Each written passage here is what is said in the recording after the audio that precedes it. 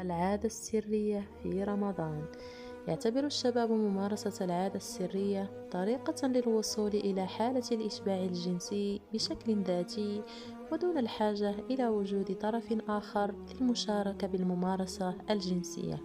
ولا تختلف العادة السرية نفسها في الأيام الأخرى عن شهر رمضان، ولكن بالكاد يمكن أن يختلف حكمها، وتحيط بها الكثير من الأسئلة المنتشرة بين الشباب المسلم الذي يبحث عن إجابات لها، وأبرزها: ما حكم العادة السرية في رمضان؟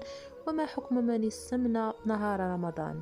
يرى جمهور الفقهاء أو ما يقال عنه رأي الفقه أن ممارسة العادة السرية أمر محرم تماما، ويعود إسناد العلماء إلى هذا الرأي لما جاء في قوله تعالى: والذين هم لفروجهم حافظون إلا على أزواجهم أو ما ملكت أيمانهم فإنهم غير ملومين، فمن ابتغى وراء ذلك فأولئك هم العادون.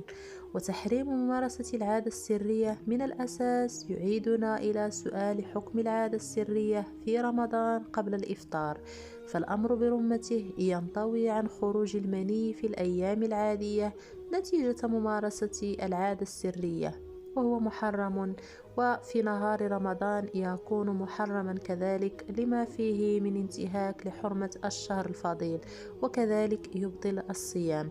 ويجب أن يلتزم المسلم الذي فسد صيامه بالقضاء والكفارة. هل يغفر الله لمن مارس العادة السرية في رمضان؟ أكيد أن الله يغفر الذنوب جميعا إذا تاب المرء عنها، شرط أن تكون توبة نصوحا وعدم العودة لممارسة هذه العادة السرية التي تعتبر أمرا محرما لا غبار عليه، ويجب على المسلم الإقلاع عنها والمبادرة في التوبة إلى الله سبحانه وتعالى.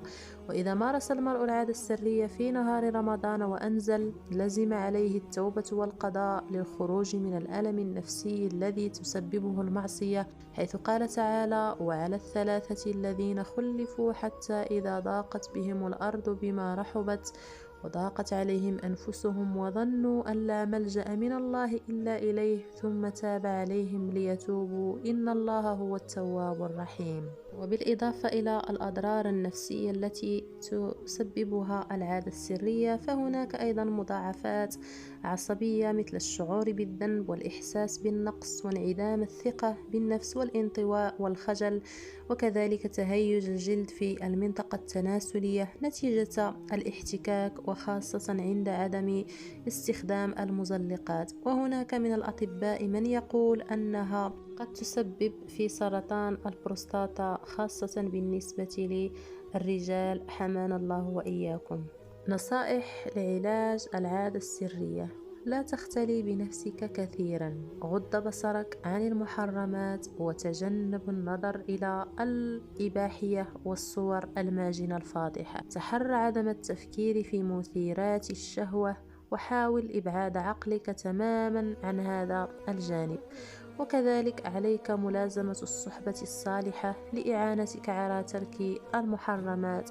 وأخيرا، وكما قال صلى الله عليه وسلم: من استطاع منكم الباءة فليتزوج فإنه أغض للبصر وأحسن للفرج، ومن لم يستطع فعليه بالصوم فإن له وجاء. ومعنى الحديث محبي الكرام أنه من استطاع منكم الجماع لقدرته على مؤن الزواج فليتزوج، ومن لم يستطع الجماع لعجزه فعليه بالصوم ليقطع شهوته ويحد منيه. فالصوم محبي الكرام هو بمثابة هالة حماية للمسلم من السقوط في ممارسة العادة السرية.